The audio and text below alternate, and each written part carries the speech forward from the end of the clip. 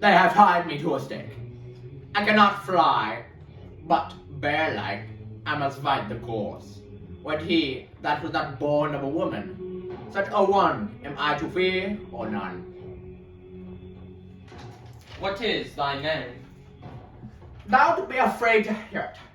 No, thou thus callest thyself a hotter name than any is in hell. My name Macbeth. The devil himself could not pronounce a title more hateful to mine ear. No, nor more fearful. Thou liest, abhorred tyrant. With my sword I'll prove thou lie, thou speaketh.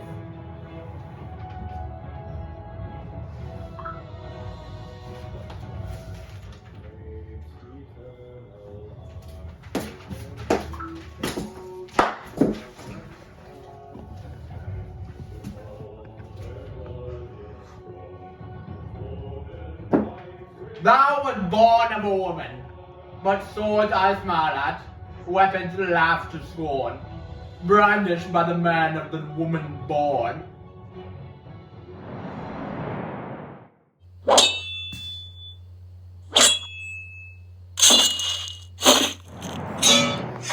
That way the noises, talent show thy face, if thou be slain with no stroke of mine. My wife and children's ghosts will haunt me still. I cannot strike at wretched kerns whose arms are hired to bear the staves. And thou, Macbeth, will oust my sword with an unbattered edge. I sheath again on thee. There thou should be, by the great clatter, but one of greatest note. Seems rooted. Let me find him, fortune, and more I beg not.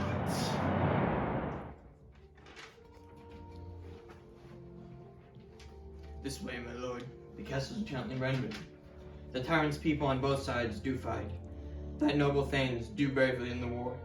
The day almost itself professes yours, and little is to do. We have met with foes that strike beside us.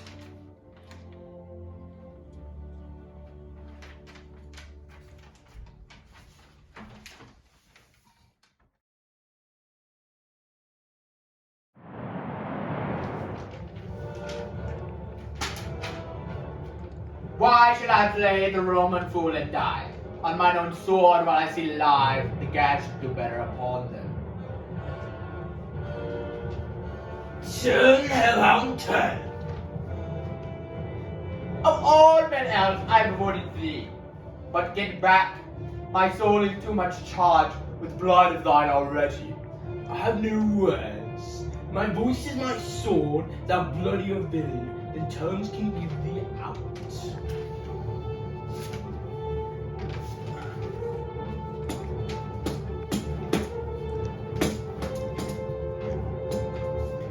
Thou losest labour, and easy mayest thou enterchant with thy keen sword impressed as makes me bleed. Let for thy blade on vulnerable crest, I bear a charmed life which must not yield to a woman born. To spare thy charm, and let the angel whom thou still hast served tell thee Macduff was from his mother's womb untimely whipped. Accursed be that tongue that tells me so, for it hath cowed my better part of man, and be thee juggling fiends and no more believe, that partner with us in double sense, that keep the word and promise to our ear, and break to our hope, and not fight with thee. Then yield, thee coward, and live to be the show and gaze of the time. We'll have thee as our rare monsters are, painted on a pole, and under it, here may you see the tyrant.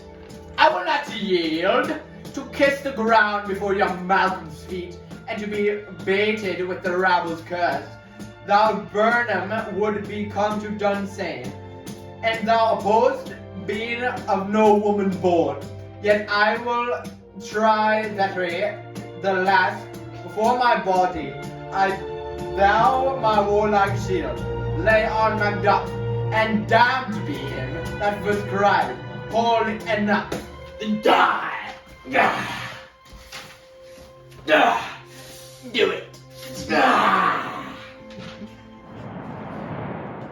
I would the friends we missed were safe arrived. Some must go off, and yet by these I see so great a day as this cheaply arrived. Macduff is missing, and your noble son.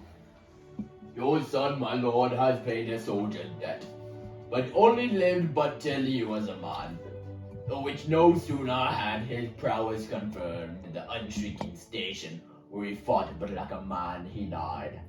Then is he dead? Aye, and brought off the field.